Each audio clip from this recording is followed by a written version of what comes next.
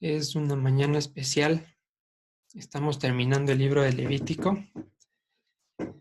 Cuando empecé, realmente creía que antes de terminar íbamos a volver a la congregación. No pensé que esto se iba a ser tan largo. Pero aquí estamos, así que vamos a empezar con el estudio correspondiente.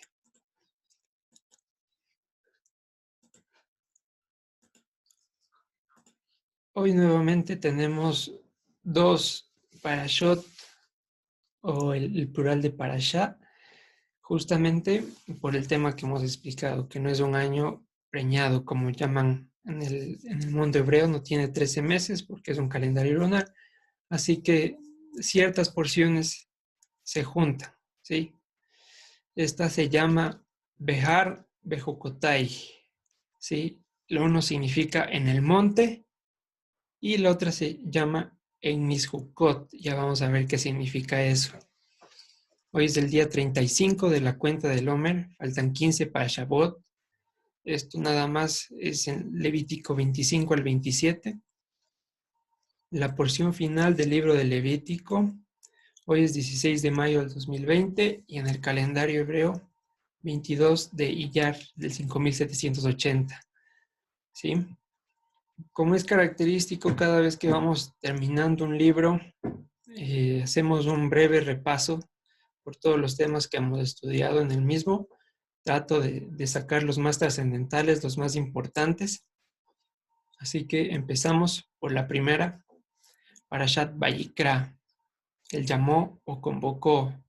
En el primer capítulo, en la primera porción, lo que aprendimos fue que era un corbán, y lo que se traduce como sacrificio.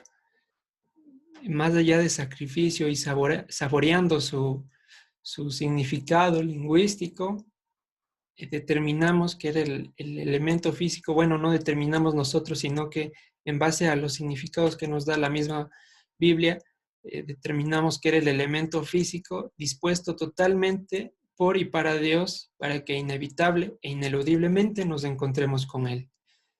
Entonces el sacrificio, el animal, la harina, el puñado de harina que se presentare, era lo que Dios dispuso para que nosotros tengamos una experiencia a pesar de las circunstancias que nos rodean.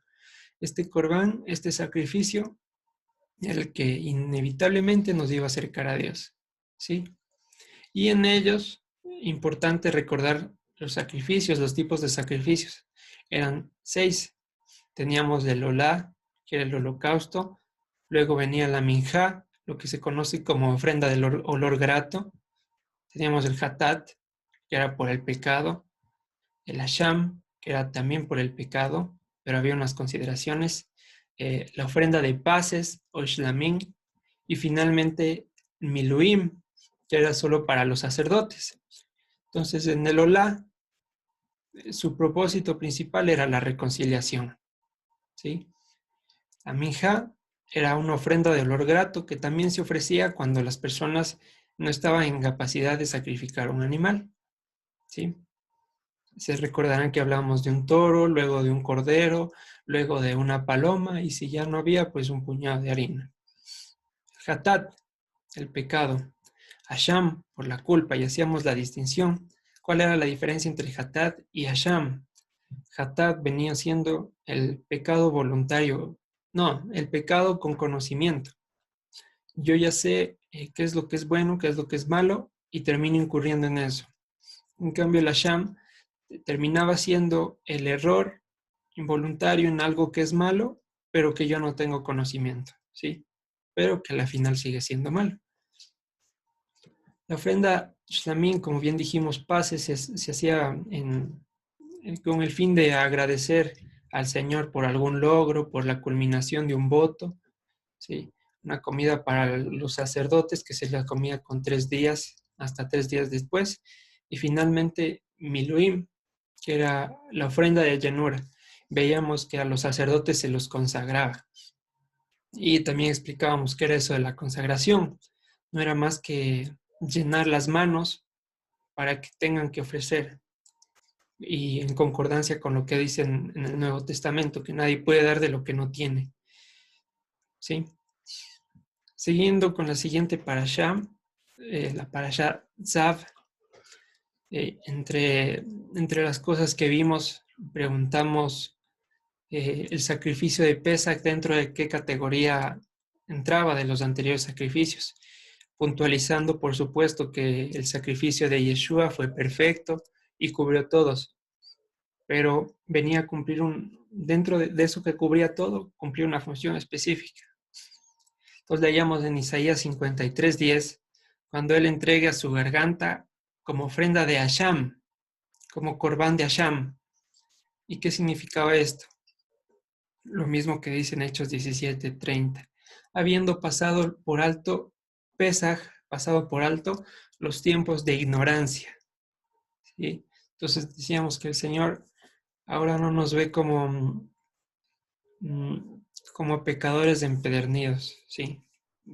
Y es porque en primer lugar ya no lo somos, sino que toma nuestros errores como errores involuntarios, errores productos de nuestra naturaleza, cosas que aún nos siguen atormentando en la carne y con las cuales luchamos día a día.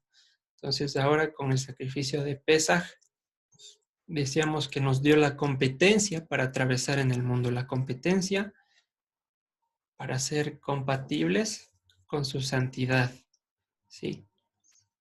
Entonces con esa pasó por alto los tiempos de la ignorancia y se llevó nuestros pecados. Siguiente, llegamos a la Parashat Shmini o el fuego extraño. En este capítulo hablamos algunas cosas, pero la que he remarcado fue, ¿se acuerdan que vimos cómo no caer en el pecado de presentar fuego extraño delante del altar del Señor? ¿Y qué pasó? Que los hijos de Aarón se acercaron borrachos, llevaron su propio incienso y, y pensaron que sus buenas intenciones eran suficientes. No, no es así, en nuestra vida diaria no puede ser así. Las cosas se hacen como y cuando Hashem lo dice. Hay mandamientos, hay procedimientos que hay que seguir. No hay obra humana que complete lo que Dios ha dispuesto. Es decir, no importa qué tan buena sea mi intención, no importa qué tanto quiera yo hacer el bien, yo no puedo creerme mejor que Dios al intentar mejorar algún mandamiento. ¿Sí? Yo no puedo completarle. No hay manera de acercarme por mi propia cuenta. Y la frase que se oye comúnmente y en la que nosotros podemos eh, caer de pronto con alguna religiosidad, yo creo en Dios a mi manera. Sí, yo creo en Dios con mis preceptos, con mis rudimentos y que si estos se salen de la palabra, así sea una coma, un punto, como dice allá en Mateo, pues ya no estamos sirviendo a Dios, sino que queremos agradarnos a nosotros mismos. ¿Sí? Entonces, cuidado con presentarnos ofrenda de fuego extraño y así terminar ofendiendo. Decíamos también que entonces lo importante no es la actitud con la que se lo hace, sino el hacerlo. Mejor es el que hace las cosas porque debe que que por el que le nace. Y poníamos la parábola de los dos hijos. Al que le nació ir en ese momento, cuando el papá le dio la orden, no terminó yendo. Y al que no le nació ir, terminó yendo porque supo que era su obligación. ¿Sí? Entonces, también el peligro de dejarse llevar por las emociones. Avanzamos y llegamos a la Parashat Tazria, que significaba producir semilla. ¿Se acuerdan que se titulaba este estudio El pecado de concebir? Y analizábamos por qué se pedía sacrificios después de que la mujer dé a luz o entonces veíamos que a través de ella, en primer lugar, se introducían hijos en el mundo para muerte, ¿sí? Al no tener, al estar muertos en los delitos y en los pecados, a través de la mujer se seguían añadiendo, si era hombre, eh, un hijo para muerte, y si era mujer, otro vientre para muerte. Pero a partir, sí, y también se introdujo en ella, veíamos el caso del Edén, la amenaza de muerte para la luz del mundo, que era el Mesías. Vimos que también el judaísmo le llamaba al primer Adán la luz del mundo, porque no se le reveló más allá. Y nosotros con la gracia del Evangelio podemos entender quién fue la verdadera luz, quién es la verdadera luz del mundo, el Mesías. Entonces por eso en 1 Timoteo 2 dice, será puesta en libertad cuando para hijos, ¿sí? Ya no para muerte, sino en la luz del mundo para vida eterna. Eso veíamos en esta parashat. Seguimos a la parashat Metzorah y veíamos el procedimiento del que tiene Tzarahat. Explicamos la palabra en su momento y entre ellos era un procedimiento súper específico para curarse de esta enfermedad, súper irrepetible. En la ley no se repite otro procedimiento como este para limpiarse. Y entre ellos se usaban dos palomas, si se recordarán.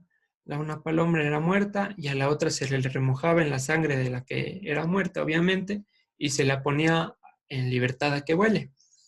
Ya analizábamos el Salmo 56 en el título nomás, que decía, para el victorioso tocante, para el victorioso o para el director del coro, sobre la paloma silenciosa en un paraje distante. Pues, ¿cómo así que la paloma silenciosa en un paraje distante? ¿De dónde sale esa analogía? Y justamente apuntaba a Yeshua, cómo llevó nuestra enfermedad para que nosotros seamos sanos. Y en Isaías 53:7 dice que enmudeció, no abrió su boca y todo ese capítulo que narra con tantísima precisión lo que vino a ser el Mesías en sus momentos de muerte. Entonces, en el título nomás encontrábamos una gran alusión mesiánica, si se lo quiere llamar así, para el Mesías. Aquella paloma, figurativamente, alegóricamente, que llevó nuestro tzarahat para que nosotros seamos limpios, sin mancha, aprobados delante de él. ¿Sí? Herido fue por nuestras rebeliones y así nosotros quedamos a presentarnos agradablemente al Padre. Avanzamos, llegamos a la Parashat Aharei Mot Kedoshim, después de la muerte de y santos.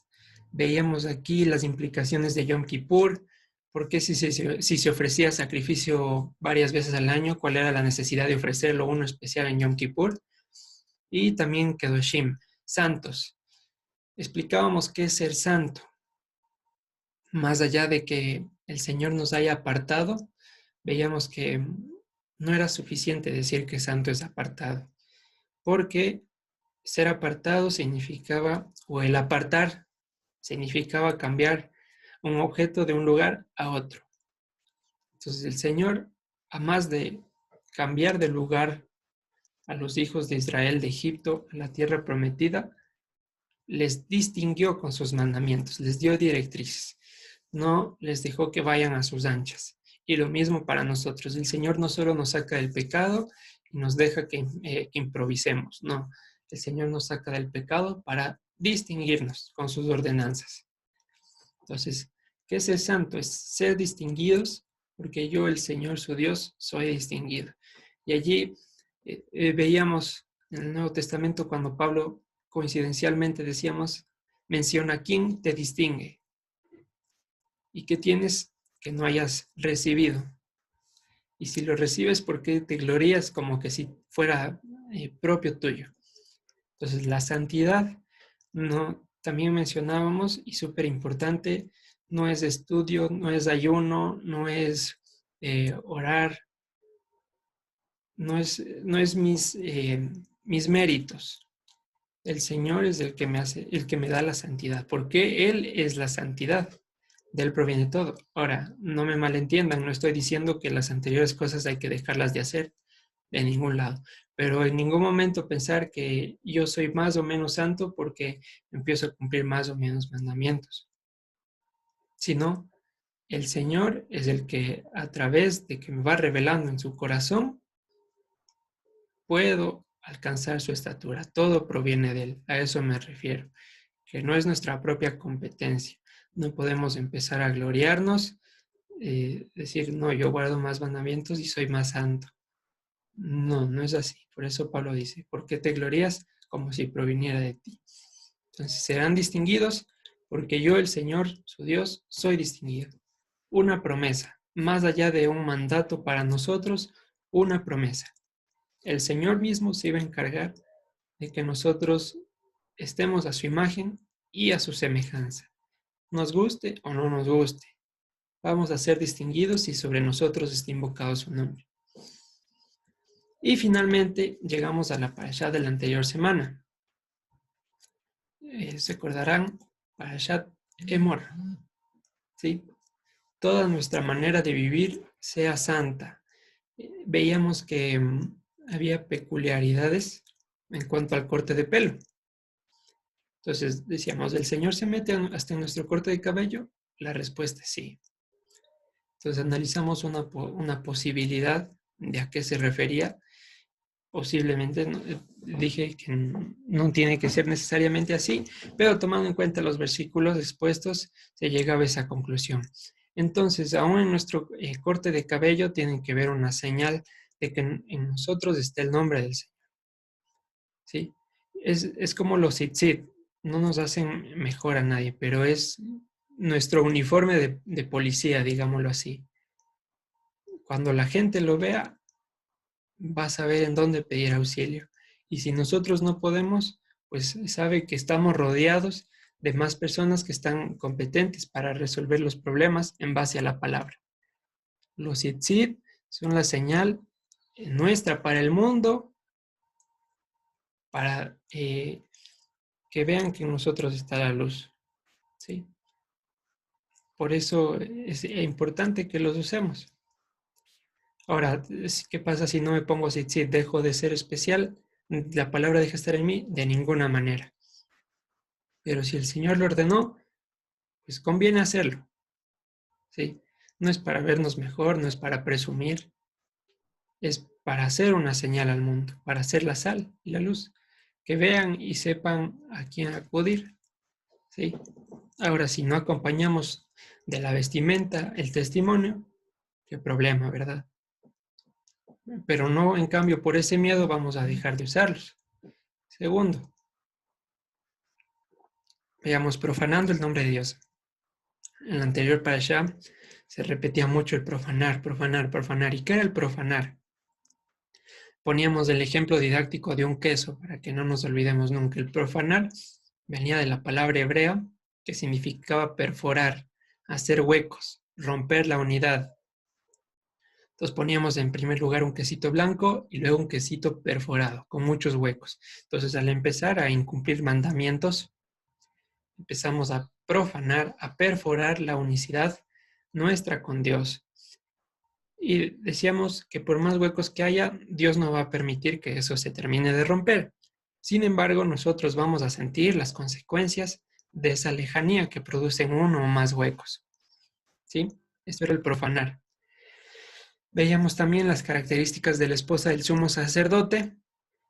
Se recordarán que tenía que ser virgen, no podía ser viuda, no podía ser ramera, no podía ser divorciada y algunas características más.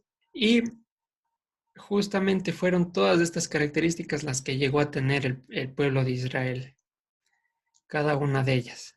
Veíamos en Lamentaciones, en Isaías, en Jeremías, en Ezequiel, cómo se le denominaba cada una de ellas al pueblo de Israel. Y ahí se marcaba la necesariedad de que nuestro sumo sacerdote Yeshua muera por nosotros. Porque casados con el pecado, nosotros estábamos sujetos a la ley del pecado y por ende el Señor no podía tomarnos así porque hubiéramos sido adúlteros.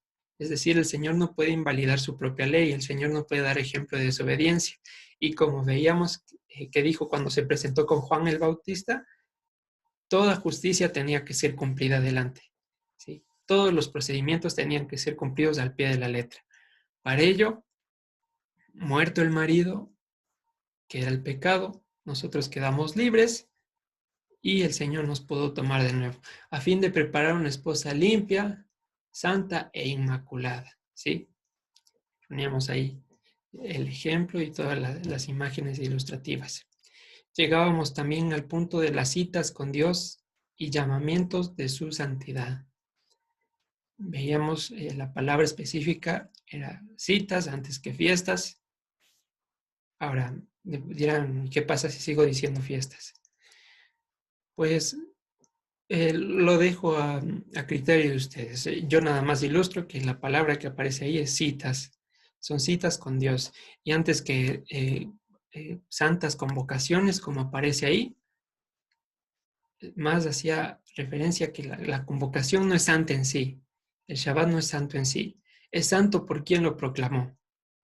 Y por eso el término que aparece ahí es llamamientos de su santidad. La palabra Kodesh, el sustantivo. Cuando leemos Kodesh, se está refiriendo a Dios mismo, no al adjetivo Kadosh. Y explicábamos que era Ruach HaKodesh, espíritu de su santidad, no que Dios tomó un espíritu y lo santificó, y ese es el que habita en nosotros. Es su misma mente, es su misma esencia. Entre pregunta, ¿queremos un encuentro con Él? Me viene a la mente esa alabanza que sabemos tocar de tanto en tanto. Necesito un encuentro con el Dios vivo. Pues bueno, si queremos un encuentro, algo que nos repare, está el Shabbat, están sus citas, y en 15 días tenemos Shavuot, y perfectas oportunidades para que si estamos necesitados de Dios, que todos estamos siempre, veamos la luz de su rostro. ¿Sí? Somos Kadosh por el Kodesh. Parece trabalenguas, pero no, sencillo. Somos santos por la santidad, por su santidad Dios. Él es quien nos santifica. Entonces ahí se ilustra claramente la diferencia entre Kadosh y Kodesh. Bien, acabando el preámbulo, no sé si hay alguna pregunta hasta ahí, antes de empezar el tema de hoy.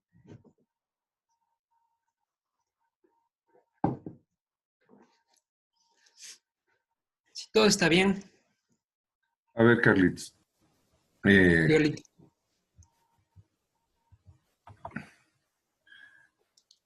A ver, Carlitos.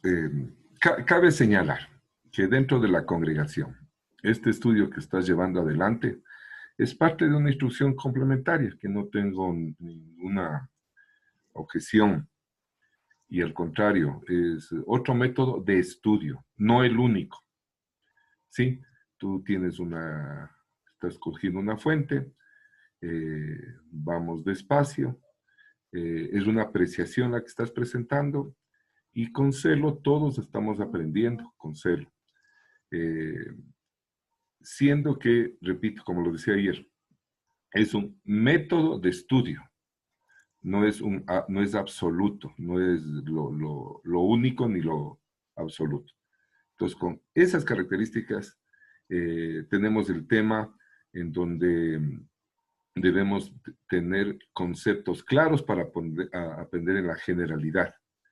Todos estos nombres son establecidos por la Casa de Judá, básicamente, y en donde es importante la explicación que tú das. Estoy haciendo una generalidad para con todos.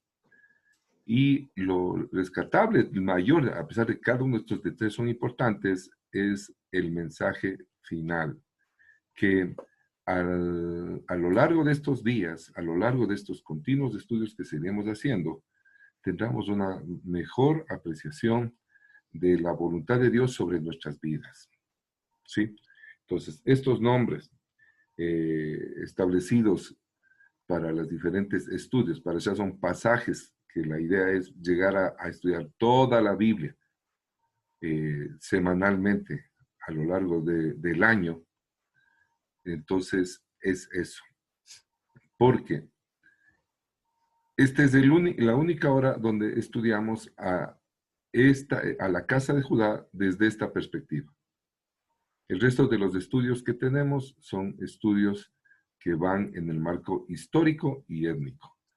Entonces, por eso es importante que esto nos quede claro a todos y que es un método de estudio. Ya veamos la oportunidad solo para comparativamente en una de estas semanas hacer nuestros estudios desde la perspectiva rabínica de otra fuente, para que vean en qué coinciden y cómo hay divergencia en este asunto y por qué de la virtud de hacer la línea del estudio lineal históricamente y étnicamente.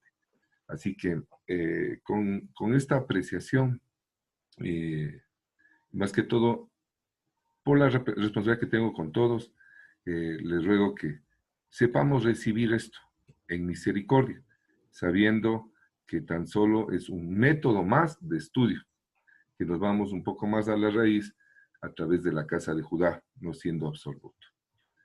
Gracias por el resumen, Carlitos, y continúa. Bendiciones. Muchas gracias, Galito. Sí, lo hemos dicho siempre. ¿Qué pasa si no estudio así en Shabbat? Nada, lo importante es estudiar la Biblia.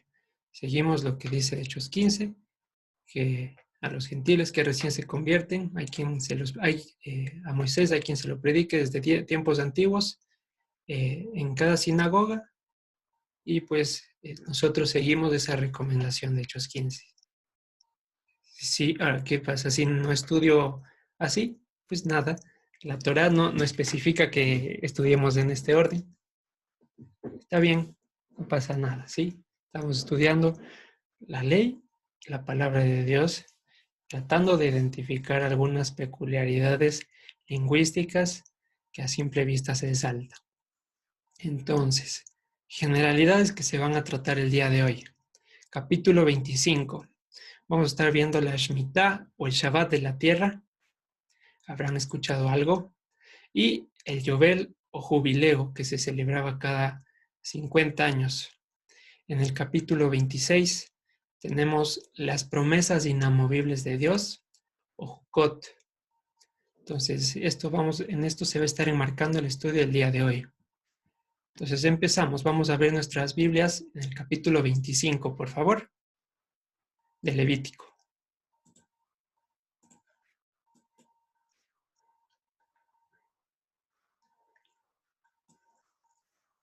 Muy bien. Empezamos. El Señor habló a Moisés en el monte. De ahí sale el nombre de esta parasha. En el monte, Behar. ¿Sí? En el monte de Sinaí, diciendo, ojo donde está, monte Sinaí de nuevo. Habla a los hijos de Israel y diles, cuando hayan entrado a la tierra que yo les doy, la tierra guardará Shabbat para el Señor. 6 años sembrarás tu tierra y 6 años podarás tu viña y recogerás sus frutos. Pero el 7º año la tierra tendrá descanso. Shabbat para Hashem, Shabbat para el Señor. La tierra tendrá Shabbat, Shabbat para el Señor. No sembrarás tu tierra ni podarás tu viña. Lo que de suyo naciere en tu tierra segada, no lo segarás. Y las uvas de tu viñedo no vendimiarás. Año de Shabbat será para la tierra.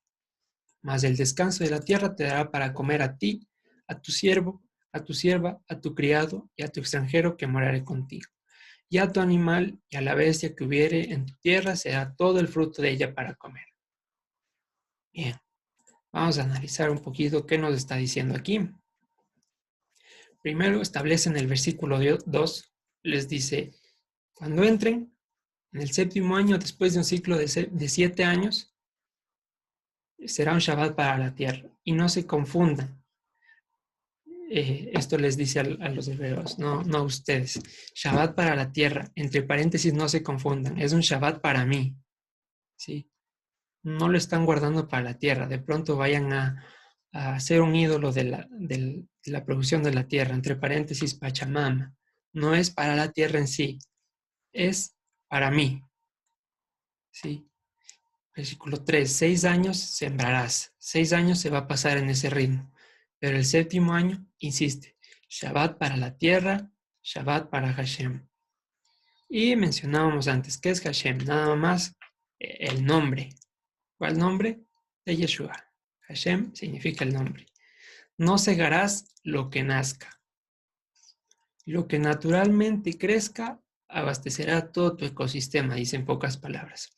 Entonces, ilustrativamente, pasamos 6 años poniendo la semilla en la tierra, creciendo, cosechando, segando 6 años de este ciclo, una y otra vez, hasta que al final del sexto año, al final de la siega, se quedaba así la tierra. Se quedaba así la tierra y el Señor dice, de lo que nazca en esta tierra, lo que nazca naturalmente, sin poner semilla, eso van a comer. Y no solo van a comer, sino que va a avanzar para todo su ecosistema. Sus criados, sus animales, su familia, va a avanzar para todo. Entonces, ¿qué tal la confianza en este punto? ¿Cómo es posible que una tierra que no tiene semilla, como la ven en la imagen, es una tierra cegada, produzca tanto alimento? Esta era una super prueba de confianza para el pueblo que habitaba en la tierra. Y sin embargo debía ser demasiado sencillo para ellos. ¿Por qué? Porque ya venían en el desierto. En el desierto no había ni siquiera la posibilidad de tener un huertito. Todo era seco. Y sin embargo, el Señor les dio pan del cielo todos los días. De modo que el que cogía mucho no le sobraba y el que cogía poco no le faltaba, dice. El maná caía exactamente en las cantidades de ellos. Entonces, ¿qué les está diciendo? Si en el desierto era tan fácil la comida y su vida, ¿cómo de fácil iba a ser en la tierra prometida? Ustedes nada más pongan en práctica lo que saben, les está diciendo entre líneas. Entonces, este mandamiento para los hijos de Israel estuvieron no 1, 2, 3 meses en el desierto, 40 años viviendo de maná, fácil, solo tenían que levantarse a cosecharlo. Eh, Estar un año sin sembrar en la tierra y esperar en los milagros del Señor debía ser algo súper sencillo, súper sencillo. ¿Sí? Segundo punto, este mandamiento, una vez más, y como ya es costumbre con todos los mandamientos, se contrapone al 100% con los estándares económicos hoy del mundo. ¿Ustedes creen que los líderes mundiales estarían dispuestos a perder un año, perder entre comillas un año de cosechas, un año de frutos, con 2 meses que vamos, pongámoslo desde diciembre a nivel mundial, con 4 meses que hemos parado, y eso más o menos, el mundo que ya casi colapsa, ¿sí?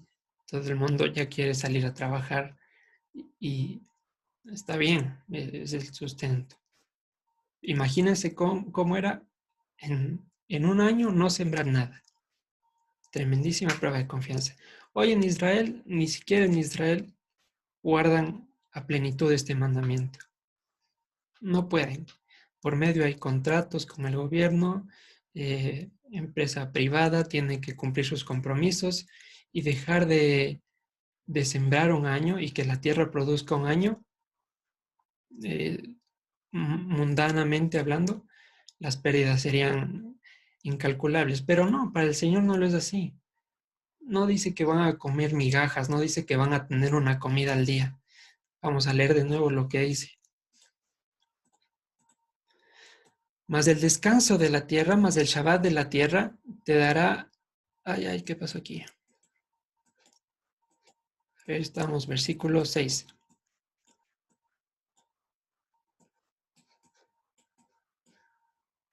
25. Ya, aquí está. Más el Shabbat de la tierra. ¿Por qué leo Shabbat en vez de descanso? Porque ahí sale la palabra nomás, hermanos. Ahí está, Shabbat. Mas el Shabbat de la tierra te dará para comer a ti, a tu siervo, a tu sierva, a tu criado y a tu extranjero que morare contigo. ¿Sí? Y a tu animal y a la bestia que hubiera en la tierra, será todo el fruto de ella para comer. Es decir, hasta de las comadrejas, hasta de las hormiguitas. La tierra en ese año que descansaba no es que iba a pasarse de vaga, como se podría entender. Iba a producir mucho más quizá que en los 6 años juntos. ¿Por qué digo esto? Ya vamos a ver a continuación. Volvemos a nuestra Biblia, versículo 8. Y contarás 7 semanas de años, 7 veces 7 años, de modo que los días de las 7 semanas de años vendrán a serte 49 años. Trabalingüísimas. Veamos qué dice otra versión que nos ayude. Entonces, contarás también 7 semanas de año para ti, 7 veces 7 años. ¿Cuánto es 7 veces 7 años? 49. Para que tengas el tiempo de 7 semanas de años, es decir, 49 años. Entonces, después de haber guardado 7 Shabbats en la tierra, 7 Shabbats terrenales, entonces, volvemos a la Reina Valera, versículo 9. Entonces harás... Ay, caramba, ¿qué pasa aquí? Listo, ya. Entonces harás tocar fuertemente la trompeta en el mes séptimo a los 10 días del mes. El día de la expiación haréis tocar la trompeta por toda vuestra tierra. Y santificaréis el año 50 y pregonaréis libertad en la tierra a todos sus moradores. Ese año será de jubileo o Yobel, y volverán cada uno a vuestra posesión, y cada cual volverá a su familia. El año 50 os será jubileo. No sembrarán ni segarán lo que naciere de suyo en la tierra, ni vendimiaréis los viñedos, porque es jubileo. Kodesh, en vez de santo, Kodesh, es decir, refiriéndose a Dios mismo, le será a ustedes. Es decir, este año 50 es una representación mía misma. Más allá de que sea santo, es mía mismo. Kodesh será a ustedes. Kodesh. Donde estamos, el producto de la tierra comeréis. Entonces vamos a analizar nuevamente qué nos dice. Contarán 7 Shabbatot, Shabbatot el plural de Shabbat, 7 veces, esto será igual a 49 años. Y en el año 50, con el shofar, el mes séptimo en los 10 días, harán este sonido.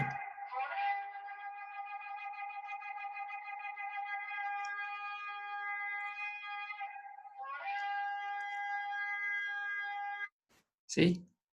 No sé si se escuchó el shofar. Muy bien. Entonces, aquí más allá de que diga hagan sonido de trompeta, dice hagan sonido de truá, como en la fiesta de truá, Yom Truá, ¿sí? Con el shofar, ese sonido de alarma, ese toque repetitivo que sonó en el monte Sinaí.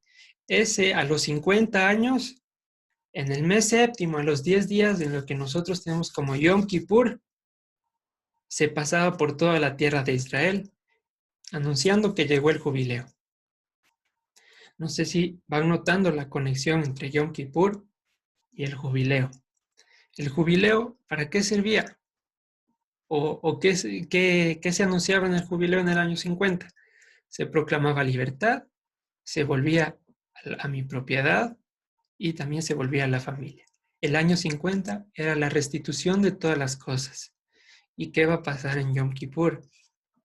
¿Qué vimos? El día de la reconciliación final. Nuestros cuerpos van a finalmente ser glorificados, vamos a recibir la corona de victoria, nos vamos a librar de esta carne que nos sigue separando de Dios inevitablemente y vamos a entrar y vamos a verle a Él tal cual es.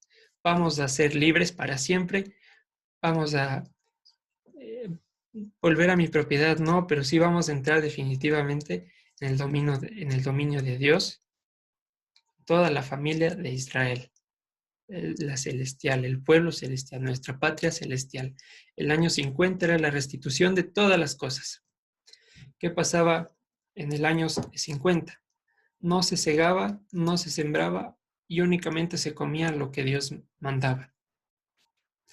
Le será Kodesh. Vamos a ir hasta el versículo 19, 20, 21 para ver qué más nos dice. Entonces estamos 18. Ejecuten pues mis estatutos, guarden mis ordenanzas y póngalos por obra y habitarán en la tierra seguros. ¿Sí? Y la tierra dará su fruto y comeréis hasta saciaros. No van a comer un pancito, no van a comer medio pan, van a comer hasta hartarse y habitarán en ella con seguridad. Y si dijeren, ¿qué comeremos del séptimo año? recuérdense que, bueno, ya lo vamos a ver. ¿Qué comeremos el séptimo año? He aquí no hemos de sembrar ni hemos de recoger nuestros frutos. Entonces yo les enviaré mi bendición el sexto año y ella hará que haya fruto por 3 años. Y sembrarán el año octavo y comerán del fruto añejo hasta el año noveno. Hasta que venga su fruto comeréis del añejo. Maravilloso, hermanos. Esta es la promesa de Dios. Porque cualquiera iba a decir, está bien, ya no siembro el año séptimo y tampoco el año octavo, que ese sería el jubileo. Dios les dice, tranquilos, este mandamiento es para que habiten tranquilos, para que descansen. El año sexto, yo me voy a encargar con mi bendición de que la tierra produzca 3 veces más de lo que produce normalmente. Entonces estamos en el año 48, sería el año sexto. En este año la cosecha iba a aumentar por 3 veces. Iba a ser como cosechar por 3 años. Llegaba el año 49, el Shabbat de la tierra. No se podía sembrar, no se podía cegar. Solo se recogía lo que crecía naturalmente. Y en el año 50, lo mismo. 2 años sin cultivar la tierra. ¿Qué les parece? 2 años sin sembrar. 2 años sin cegar. Y en el año 51, recién al inicio del año 51, se podía sembrar de nuevo. Pero ¿qué dice el Señor? Que aún en el año noveno estarás comiendo el fruto que cosechaste en el año sexto. Entonces la tierra no es lo que producía naturalmente, sino que aumentaba con la bendición que el Señor daba. 3 años de comida. Y insisto, para ellos súper fácil. Pasaron un tiempo de estrechez en el desierto, acostumbrados a comer lo justo y aún así quedaban satisfechos. Aquí en la tierra Dios les prometía una cosecha por 3 años para que habiten seguros. Con esa palabra, para que habiten seguros, para que no estén en el mismo andar del mundo. Dice, preocupados por qué habré de comer o por qué habré de beber, sino para que en esos años también se dediquen a buscar. Si en los anteriores años pasaron agobiados, quizá con los negocios, con que no sale la cosecha o situaciones así, 2 años, específicamente en el 49 y en el 50, para dedicarse de lleno al Señor. Y que el Señor iba a dar la comida, para que no piensen que ha sido por su brazo, porque ellos son administradores perfectos, ni son los mejores ingenieros agrónomos, sino que es Dios el que da el alimento. Entonces aquí lo importante, para que habiten seguros, para que habiten confiados. Y hemos repetido en anteriores ocasiones, los mandamientos de Dios no son razonables. ¿En qué sentido? Es obedecer y luego entender y no entender el mandamiento para luego obedecer. ¿Sí? ¿A qué me refiero? A que no puedo estar viendo o analizando si tal mandamiento me conviene o no antes de obedecerlo. Porque los mandamientos, el razonar los mandamientos produce miedo en mí. Y si fallo, y si Dios no me provee, y si Dios me abandona, y si peco, y si no doy a la altura suficiente de lo que Dios me está diciendo, pues no. Los mandamientos se dieron precisamente para eliminar el miedo al mundo. En el mundo tendrán aflicción, pero confíen, yo he vencido al mundo. En el mundo tendrán miedo, aflicción. Los mandamientos, por contraposición, obviamente son para eliminar esos miedos que nos da el mundo. Son para sentir la confianza y la seguridad de Dios. Y allí tenemos una cita, el miedo a guardar los mandamientos. No debemos tener miedo a guardar los mandamientos. ¿Por qué? Esa idea de tener miedo a guardar los mandamientos viene de la doctrina del enemigo que dice, si observas la ley, cuidado que Dios te castiga. Cuidado te pongas a observar la ley porque cuando tú lo hagas, Dios te va a castigar. Entonces prevalece la mentira del Edén. Eva no se sintió segura en el huerto y prefirió, como no tuvo esa seguridad, como no tuvo esa confianza, le hizo caso al diablo, que le dijo, Dios es un egocéntrico, un envidioso que sabe que si ustedes comen del árbol de la vida, van a ser como él y les va a castigar. ¿Cuándo dijo Dios eso? Por supuesto, estoy parafraseando. Entonces, no nos sentimos seguros con Dios porque pensamos que el cumplir los mandamientos es para castigo nuestro, ni tampoco nos sentimos seguros con nosotros mismos. ¿Y dónde vamos a buscar protección? En el árbol del bien y mal. Y se repite la cadena que se ha repetido desde Adán. Tuve miedo y me escondí. Tuve miedo y me refugié. La confianza en Dios, en el mundo hebreo, lejos de lo que se asocia en el español, que confiar en Dios es tener fe, no está asociada con el tener fe. La confianza es esa sensación de sentirnos seguros en Dios, en su refugio. Entonces, si no nos sentimos seguros en Dios, ¿dónde nos vamos a refugiar? En el mundo, como lo hizo Adán. Tuve miedo y me refugié. No me refugié en ti, no te fui a pedir perdón. Me escondí en mí mismo, en mis argumentos, en mi razonamiento. Y es lo que pasó en la parábola de los talentos. Uno de los siervos, por tener miedo a Dios, con el un talento que se le dio, le dijo, yo ni le he gastado ni le he invertido, porque ya sé cómo eres tú, que castigas. Pues, ¿qué pasó con ese siervo?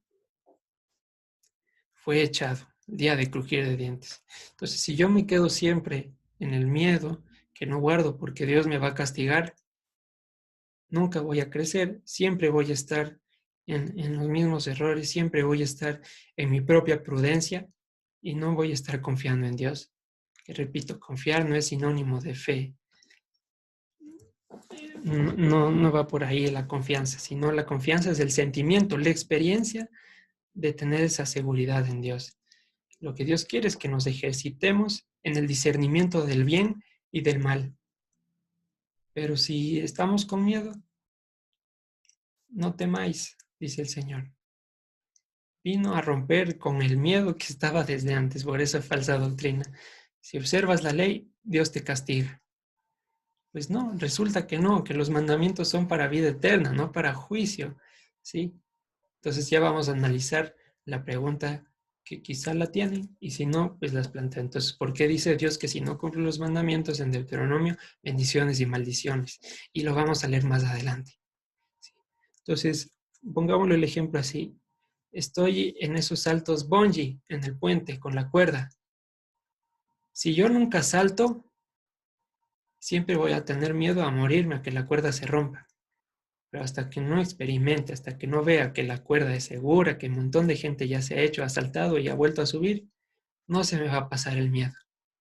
Entonces lo mismo, hasta que no andemos, hasta que no caminemos con el Señor, hasta que no nos lancemos, entre comillas, o por así decirlo, vamos a vivir con miedo. Y para eso no vino el Señor. No vino para que vivamos con miedo. Dice, si el perfecto amor echa fuera el temor. ¿Y cuál es el amor? Si me aman, guarden mis mandamientos. Entonces, en Juan no dice, si me aman, guarden mis mandamientos y si fallan, les castigo. No dice eso. Porque el Señor está para eso. 7 veces cae el justo y lo vuelve a levantar. Y ojo, una cosa es caerse, tropezarse intentando cumplir el mandamiento y otra cosa echarse al piso. Sí, entonces hay una gran diferencia. Pero adelante, fuerza, confianza en el Señor. Esfuérzate y sé muy valiente para cumplir, para guardar todo aquello que le dije a mi siervo Moisés. Y ahí sí, no temas ni desmayes porque yo estoy contigo. El Señor nos va a hacer que andemos en sus mandamientos porque son de Él y Él lo prometió. No lo hacemos en nuestra fuerza. En nuestra fuerza lo único que hallamos es el miedo. Si estamos con miedo de no guardar, o es eso que se oye. A veces yo no me bautizo porque si peco más adelante y si le fallo a Dios nuevamente, mejor no me bautizo, mejor me quedo como estoy. No, no es así. Adelante, fuerza, hermanos. Fuerza para cumplir los mandamientos, porque fiel es el que lo prometió. yo no escribí la Biblia para que me obedezcan a mí, lo escribió Dios. Y Él con perfecto amor nos hará andar en su ley. Lo que dijimos, el perfecto amor echa el temor, y si me aman, guardan mis mandamientos. Entonces el perfecto amor es el guardar sus mandamientos, y por consecuencia de guardar sus mandamientos, vamos a echar el temor. ¿Sí? Seguimos, capítulo 25. Volvemos a nuestras Biblias, versículo 23. Entonces dice, la tierra no se venderá para destrucción. Han puesto a perpetuidad, pero la palabra que aquí sale es smitud, corte, tajo, destrucción, extinguir. ¿Sí?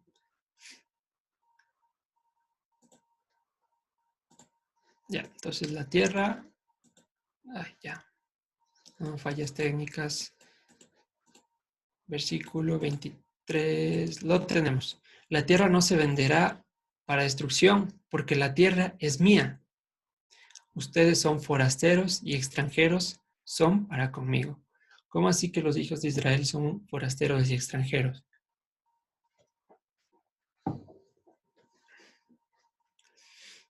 Volvemos para acá. ¿Cómo así que somos extranjeros? Bueno, históricamente, estamos hablando históricamente. ¿Cómo así que los hijos de Israel son extranjeros y forasteros en la tierra del Señor? La tierra es mía, la tierra me representa a mí, la tierra es una porción mía. Es como, así como ustedes son mi cuerpo, la tierra también lo es. Ustedes son extranjeros. ¿Por qué? Fuimos injertados contra naturaleza. ¿Sí? Nadie de buena fe, nadie con cariño quiso ir a Israel. Al contrario, Dios, soportando con mucha paciencia las murmuraciones del pueblo, les hizo entrar a la tierra. Entonces son extranjeros, injertados contra la naturaleza. Y leíamos en Levítico 18 las advertencias.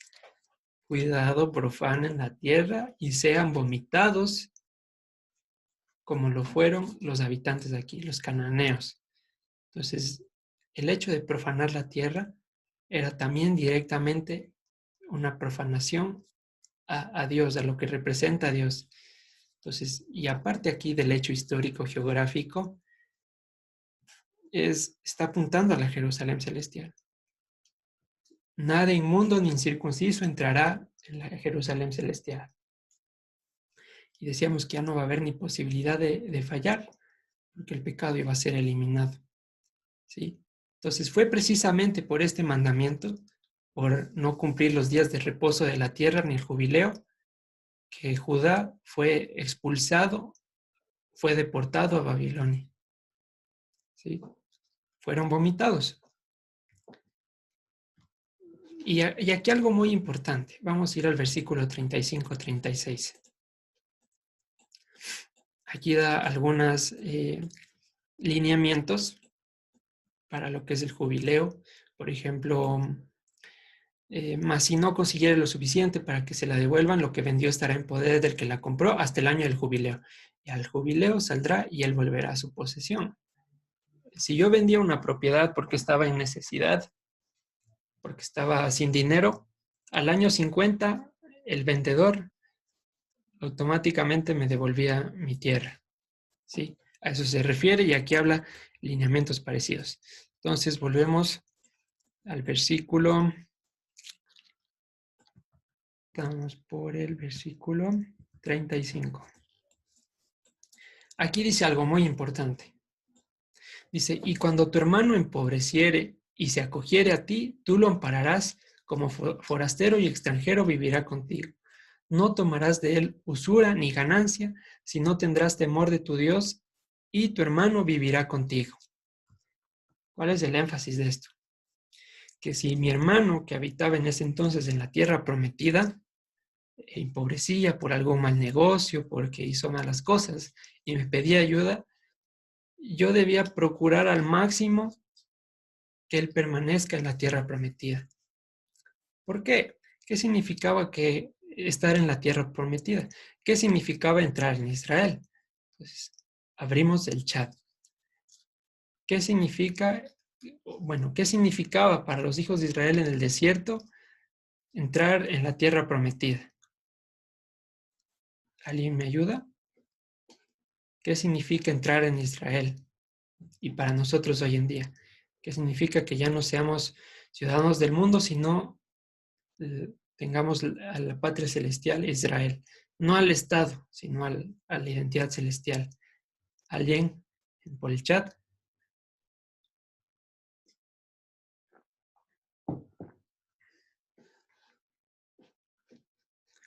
¿Nadie? Bueno, ¿qué significa entrar en Israel?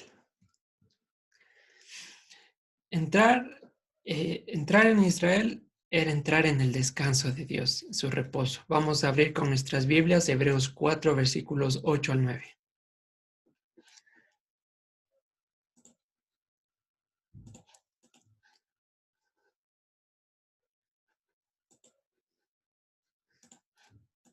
Estamos aquí. ¿Qué significa entrar en Israel? Hebreos 4, 8 al 9.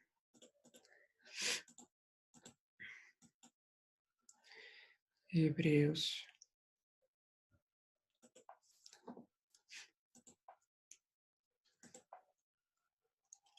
Aquí está.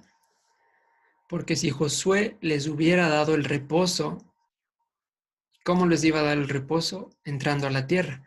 No hablaría después de otro día. Por tanto, queda un reposo para el pueblo de Dios. Entonces, volvemos por acá.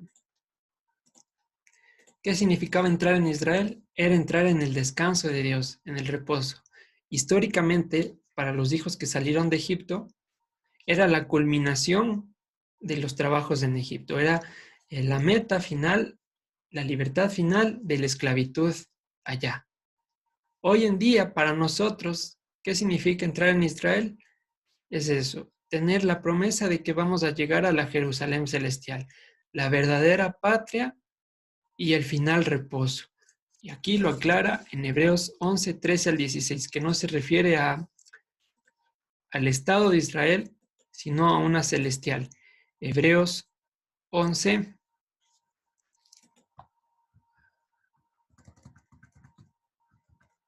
13, 16. Conforme a la fe murieron todos estos, Abraham, Isaac, los héroes, sin haber recibido lo prometido, sino mirándolo de lejos y creyéndolo y saludándolo y confesando que eran extranjeros y peregrinos sobre la tierra. Porque los que esto dicen claramente dan a entender que buscan una patria. Pues si hubiesen estado pensando en aquella de donde salieron, ciertamente tenían tiempo de volver. Y aquí está la clave. Pero anhelaban una mejor, esto es celestial, por lo cual Dios no se avergüenza de llamarse Dios de ellos, porque les ha preparado una ciudad. ¿Cuál es la ciudad que nosotros anhelamos llegar entonces? La Jerusalén celestial. La Jerusalén celestial va a representar la meta, el blanco y el escenario final, donde habitaremos conjuntamente con Dios, el niño con el león, el cordero con el león, todo una maravilla. Entonces, esto va en consonancia en que Jesús dijo, no pongan los ojos ni la miren en las cosas de la tierra, sino en las celestiales. El Estado de Israel, terrenalmente, pues sí, chévere, ha quedado como testimonio de lo que fue antes. Pero nuestra identidad no está con el Estado, terrenalmente, sino con una mejor, con una celestial. Entonces eso significaba entrar en Israel. Y ahí la importancia de mantener a mi hermano viviendo en Israel, acogiéndolo, como leímos en el versículo 35-36. Porque si él salía en ese tiempo, si él salía de Israel por la pobreza, por negocios, salía del descanso, salía de las promesas del Señor. ¿Sí? Entonces, no basta con salir de Egipto. La meta es la Nueva Jerusalén. No basta que ahora digamos el Señor ya me liberó del pecado y ya, pues, con eso es todo. La gracia, no hay nada de ley, solo gracia. No pensar que entrar en el reposo es no hacer nada. He oído a veces comentarios de que ya estoy en el reposo del Señor y por eso ya no tengo que guardar ningún mandamiento porque estoy reposando en Él. No, no se trata de eso, entrar en el reposo del Señor. Los que entraron a la tierra salieron deportados por profanar la santidad, salieron deportados por profanar la santidad de Hashem. ¿Por qué? Porque justamente pensaron que entrar en el reposo era, gracias Dios, te agradezco por llevarme hasta aquí, pero ahora sí voy a ver cómo me las arreglo y hago lo que yo quiera. No, entrar en el reposo de Dios es para seguir guardando sus mandamientos, mucho más que antes. Entonces vamos a volver a Hebreos 4:1, a ver qué nos dice. Hebreos 4:1.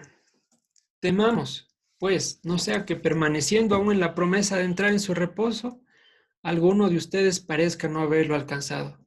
¿Cómo va a parecer que no he alcanzado el reposo? Cuando sigo en mis obras. Porque también a nosotros se nos ha anunciado la buena nueva como a ellos, como a quienes, como a los del desierto. Pero no les aprovechó el oír la palabra por no ir acompañada de fidelidad en los que lo oyeron. Pero los que hemos creído entramos en el reposo de la manera que dijo. Por tanto, juré en mi ira, no entrarán en mi reposo, aunque las obras suyas estaban acabadas desde la fundación del mundo. Porque en cierto lugar dijo así del séptimo día. Y reposó Dios de todas sus obras en el séptimo día. Y otra vez, he aquí, no entrarán en mi reposo. ¿Por qué no entraron los hijos de Israel en el reposo? Ya sabemos, por murmurar delante de Dios, por continuamente provocarle a ira, por quejarse del maná, por desear volver a Egipto y todas esas particularidades. Por lo tanto, puesto que falta que algunos entren en él, ¿quién? En el reposo, que es Dios, y aquellos a quienes primero se les anunció la buena nueva, no entraron por causa de desobediencia. Otra vez determina un día, hoy, diciendo, después de tanto tiempo, por medio de David, como se dijo, si oyeres hoy su voz, no endurecerán sus corazones.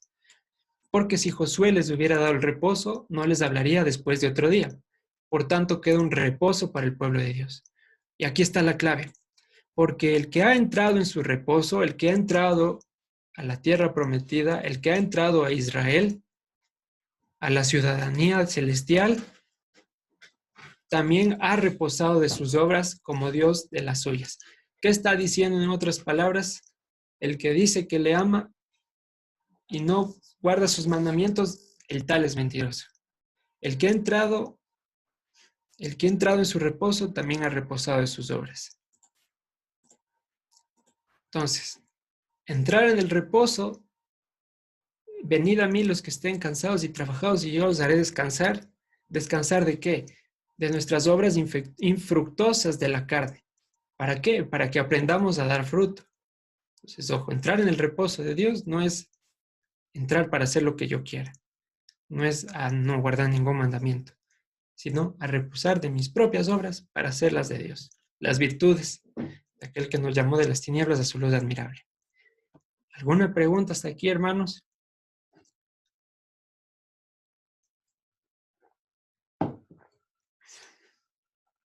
¿Todo está claro? Carlitos, ¿Sí? yo tengo una pregunta. El año del jubileo para nosotros, o sea, ¿cómo deberíamos llevarlo? ¿Cómo deberíamos cumplirlo? Listo. Este mandamiento del día de reposo de la tierra y del jubileo es una condición específica. Cuando entren en la tierra. Entonces, para cumplirlo, primero deberíamos estar habitando en la tierra que Él dio.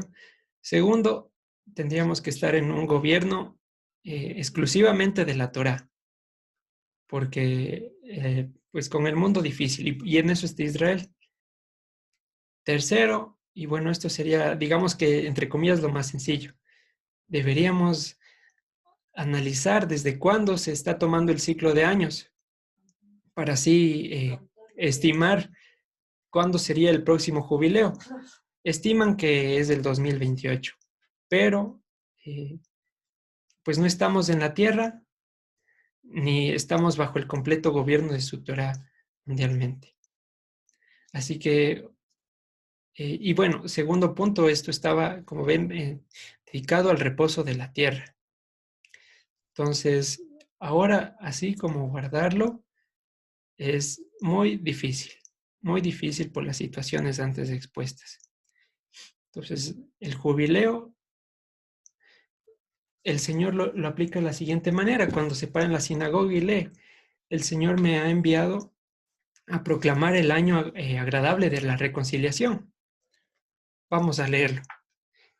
Vamos a leerlo para entender un poquito más.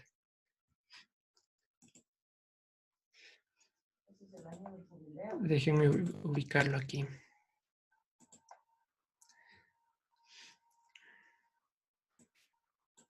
Aquí está, Lucas 4, versículo 18.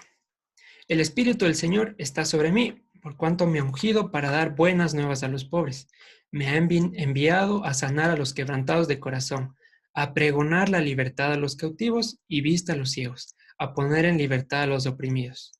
Va muy en consonancia con lo que el jubileo, a predicar el año agradable del Señor. ¿Sí? Entonces aquí el Señor está llevando el jubileo a otra dimensión. ¿Sí? Entonces ahora estamos viviendo, desde que el Señor dijo esto, un periodo jubileo, si se quiere decir así, que será culminado en Yom Kippur, cuando finalmente volvamos y seamos como Él es. No sé si quedó claro ahí, Cecilita. Sí, mi hijo, gracias. Sí, ya, Sí. listo. ¿Otra pregunta, hermanos, de pronto?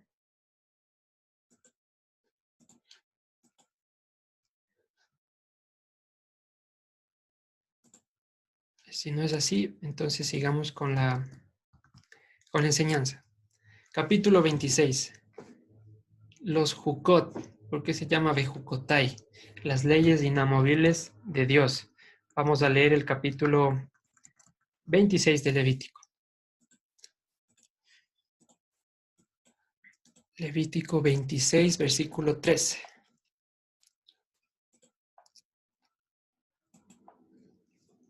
Dice, si anduviereis en mis decretos, y aquí sale la palabra de estudio, Juká, que proviene de Jok, de ahí sale Bejucotai, Jucotai, si anduvieres en mis decretos y guardares mis mandamientos y los pusieres por obra, y bueno, entonces nos vamos a detener aquí. ¿Qué son los decretos de Dios? De pronto alguien se anima en el chat. ¿Qué son los decretos de Dios?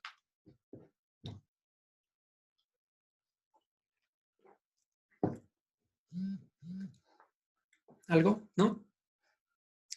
Bueno, ¿qué son los decretos de Dios?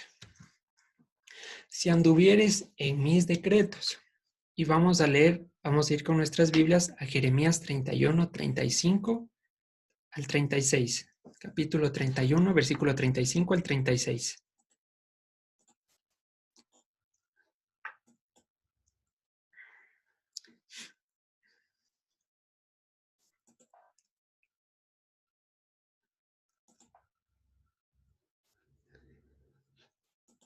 Ya. Entonces, así ha dicho el Señor que dé el sol para la luz del día, las leyes. Y vuelve a aparecer aquí la palabra que está ahí, Juká, y que aparece allí.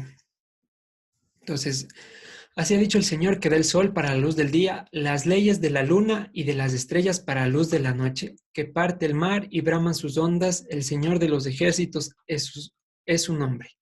Si faltaren estos jukot delante de mí, estas leyes, también la descendencia de Israel faltará para no ser nación delante de mí eternamente.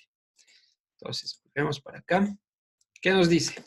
El Señor es quien pone estos decretos de la luna y las estrellas.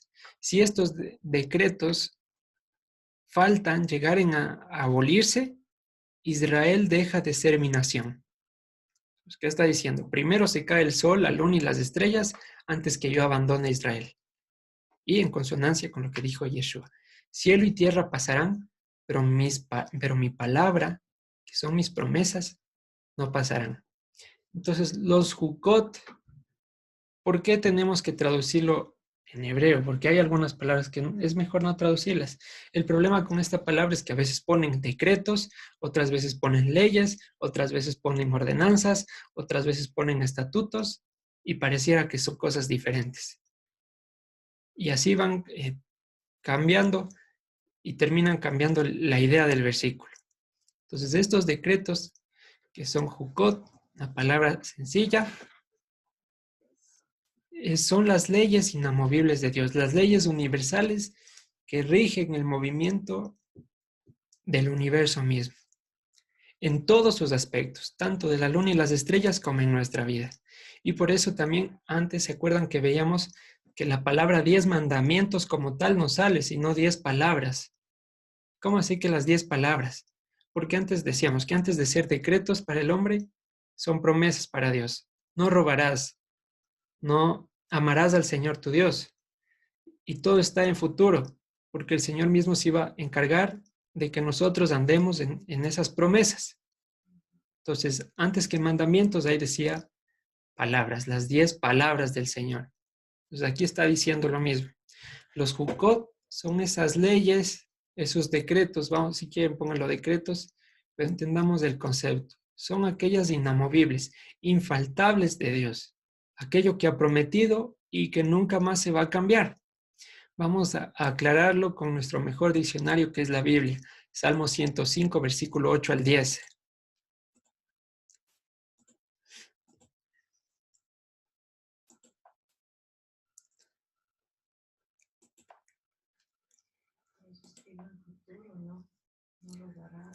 Entonces, aquí habla. Versículo 8. Se acordó para siempre de su pacto, anoten primera palabra, de la palabra que mandó para 1000 generaciones. Entonces aquí establece claramente un sinónimo entre pacto y palabra. Se acordó para siempre de su pacto, entre paréntesis, es decir, de la palabra que mandó para 1000 generaciones, la cual concertó con Abraham y de su juramento a Isaac. Otra similitud, pacto, palabra, juramento.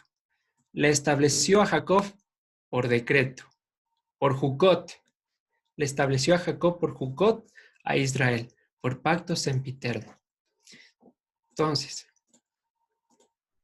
pacto, juramento, Jukot, palabra, son las promesas invariables de Dios, que no van a cambiar jamás de los jamases. ¿Sí? Esos son los Jukot, leyes infaltables de Dios.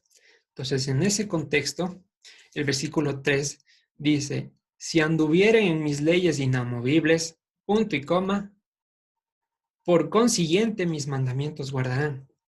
Entonces, más allá de que el Señor esté poniendo un requisito en el versículo 3, les está dando otra promesa. Si ustedes son injertados en mi promesa, yo me voy a encargar de que guarden mis mandamientos. Lo mismo de serán santos porque yo soy santo. El Señor se iba a encargar. Entonces, los hijos de Israel violaron mandamientos y nosotros, vergonzosamente lo digo, lo seguimos haciendo. Pero no olvidamos el pacto. Aunque estemos en la peor de las equivocaciones, recordemos el pacto. ¿Cuál es el pacto? ¿Cuál es la ley inamovible de Dios? El principal, el macro, el que agrupa a todo lo demás, a todas las promesas. Yo seré su Dios y ustedes serán mi pueblo. Y habitaré en medio de ellos. El pacto principal. ¿Por qué digo que es el pacto principal? Sencillo. En Apocalipsis, como lo leímos antes, capítulo 21, cerca de la culminación de las cosas, marca ese suceso que finalmente se cumplirá. Dios habitando en persona con nosotros. Entonces, a pesar de que se hablan de muchos otros pactos, y daré a entender que son varios, el principal es ese. Yo seré su Dios y ustedes me serán a mí por pueblo. ¿Sí? De allí empiezan a salir cláusulas. ¿Cómo va a ser eso? Poniendo mi ley en su mente y en su corazón, creando un reino de sacerdotes y de gente santa, siendo rey para ustedes, etcétera, etcétera, etcétera. Entonces, aunque estemos en la peor de las equivocaciones, recordemos ese pacto. el Señor no va a faltar a su promesa. Entonces, ¿qué nos dice en pocas del Señor? Yo sé que ustedes se van a equivocar, pero mi pacto no. Yo no voy a romper mi pacto. El pacto no cambia, es irrevocable. Abrimos Romanos 11:29.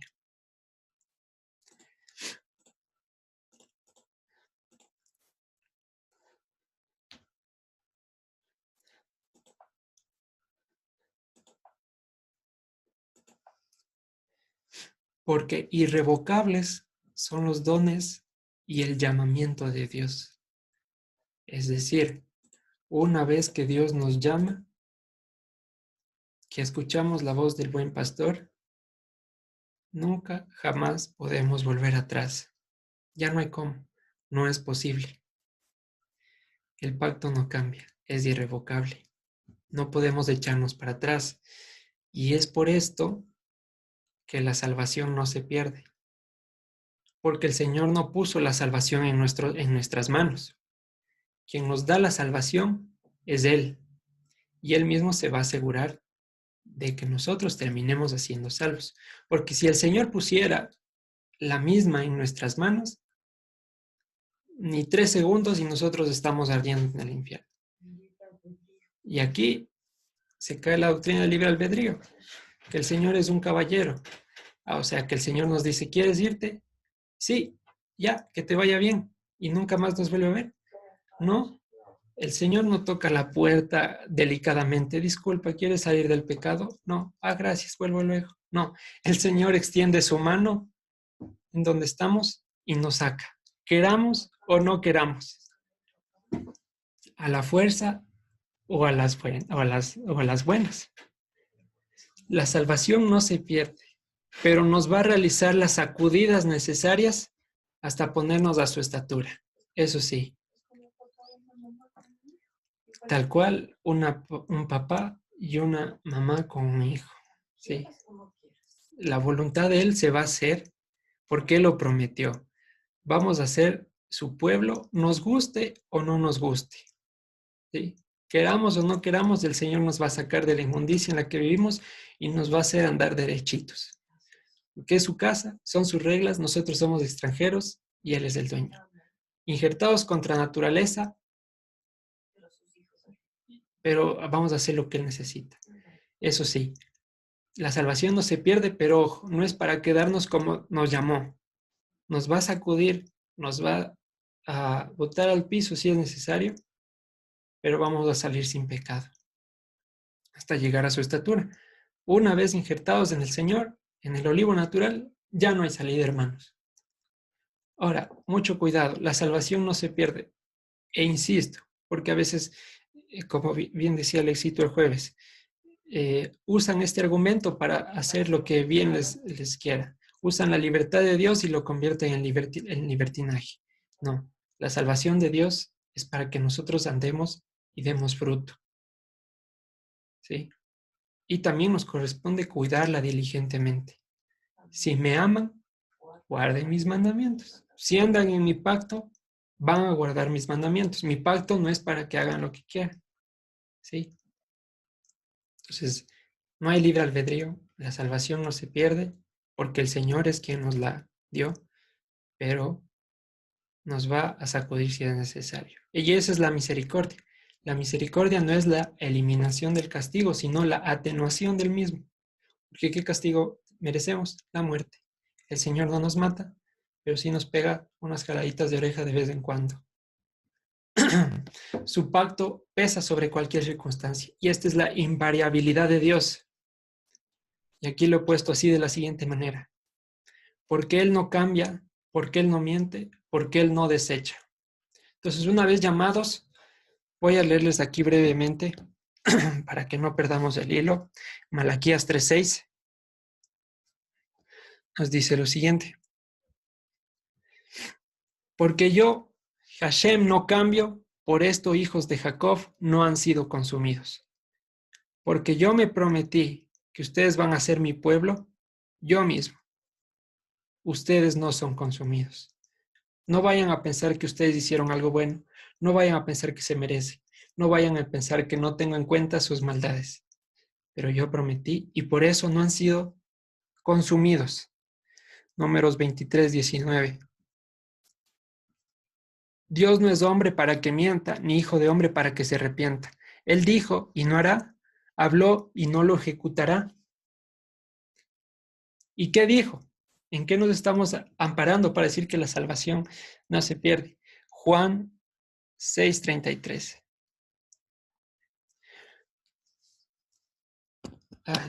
A ver, aquí está, 37. Todo lo que el Padre me da, vendrá a mí, y al que a mí viene, no le echo fuera. Entonces, porque Él no cambia, porque Él no miente y porque Él no desecha, nosotros somos sus hijos, para siempre.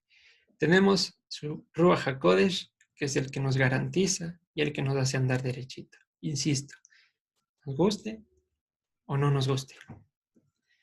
Amén. Versículo 14, 15, 16 de Levítico 26.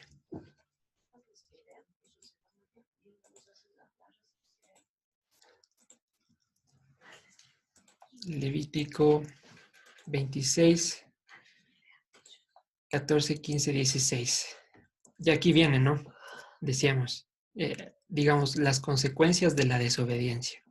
Pero si no escuchan ni hacen todos mis mandamientos, si desdeñan mis jukot y vuestra existencia menosprecia mis patim, los correctos procedimientos, no ejecutando todos mis mandamientos e invalidando mi pacto, yo también haré con ustedes esto.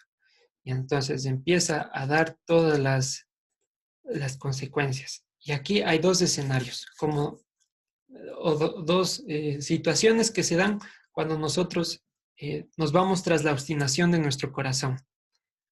Una, o somos expulsados de la tierra, y como ahorita no estamos en la tierra, ni siquiera en la de Israel para pensar, la que queda disponible es que Dios retira su mano de nosotros. Y al retirar su mano, al retirar su refugio, en el mundo pasa lo que tiene que pasar. Porque en el mundo no hay vida y en el mundo solo hay muerte. Entonces, Dios no castiga. Nosotros vivimos las consecuencias de las malas decisiones. Es decir, si hay un día de lluvia y yo salgo sin paraguas, yo no le puedo culpar al paraguas por mojarme. Porque yo obstinadamente quise salir sin protección. Entonces nosotros por experimentar, porque nos cansamos de que Dios nos regule todo, salimos al mundo, nos salimos del amparo y vivimos esas consecuencias. ¿Cuáles son las consecuencias del mundo? La aflicción, el engaño, la mentira, llorar todos los días, perderlo todo. Pero entonces, ¿Dios lo hizo o estamos bajo el pacto del mundo? ¿Cuál sería el pacto del mundo? Ser hijos de muerte eterna, de vergüenza eterna. Entonces, de Dios no proviene el mal. En Él habita el bien y sus pensamientos son de bien. Nosotros, al salirnos de su abrigo, al intentar querer ganarle a Dios en sabiduría, terminamos viviendo las consecuencias de nuestros errores. Es simple, si nos salimos de su mano, pues tenemos lo que hay afuera de la mano de Dios, afuera de su refugio. Y no podemos culparle a Dios. Dios, ¿por qué me castigas? Disculpa, yo dejé un pacto, no estás andando en mi pacto. ¿Sí? Seguimos. Versículo, vamos ya acabando, 34. La tierra gozará de su Shabbat cuando se hayan ido. Entonces, desde aquí ya estaba vaticinando lo que iba a pasar. Vamos a leer versículo 42, 43, 44.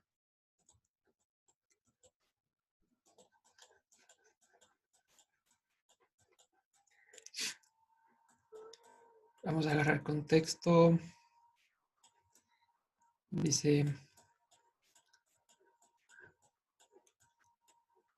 aquí está. Entonces la tierra gozará de sus días de reposo todos los días que esté asolada, mientras vosotros estén en la tierra de vuestros enemigos. La tierra descansará entonces y gozará sus días de reposo. Bueno, sigue estableciendo esto y dice lo que quiero llegar.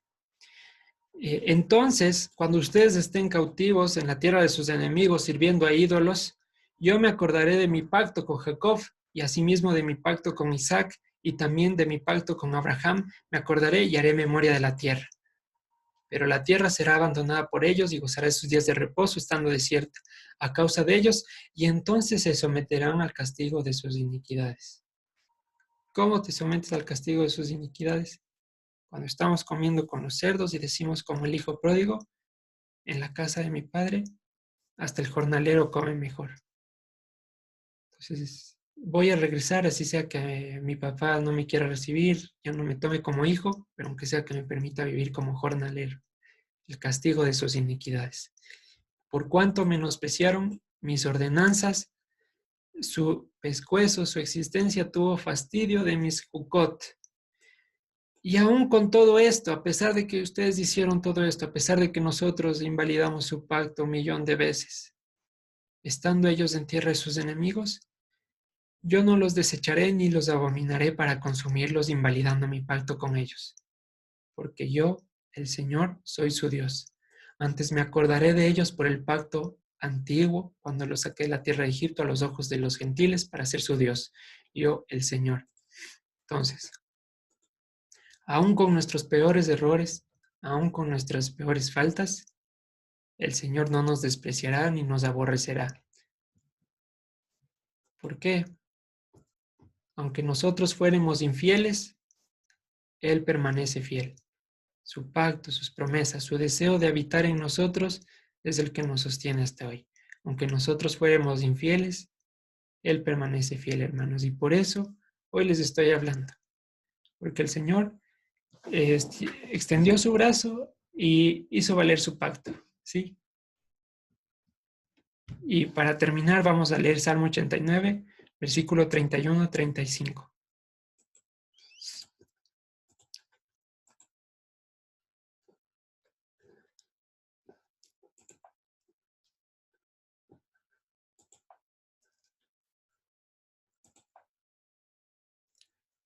Si profanaren mis Jukot y no guardan mis mandamientos, entonces castigaré con vara su rebelión. ¿Cómo es eso? ¿Castiga o no castiga? No, el Señor nos va a permitir vivir las consecuencias y con azotes sus iniquidades. Ojo, pero no quitaré de él mi misericordia, ni falsearé mi emuná, ni falsearé mi verdad, mi fidelidad. Sí, aquí dice emuná. Sí, el Señor no va a cambiar su fidelidad. No olvidaré mi pacto, ni mudaré lo que ha salido de mis labios. Una vez he jurado por mi santidad y no mentiré a David. Entonces, la promesa de reinjertarnos a nuestros errores. Una vez y para siempre el Señor nos tomó y no va a mentir. Él no es hijo de hombre ni hombre para que se arrepienta. Con eso quiero acabar el libro de Levítico, hermanos. Felicidades. Hemos terminado el libro de Levítico y quedan graduados en este ciclo en Levítico. Faltan muchas cosas por analizar, muchos versículos, muchas cosas habrán quedado sin explicación y podremos revisarlo el momento que quieran. Pero hoy sintámonos gozosos porque en su fidelidad hemos completado el estudio de otro libro. Porque Él no cambia, por eso no hemos sido consumidos. ¿Alguna pregunta, hermanos?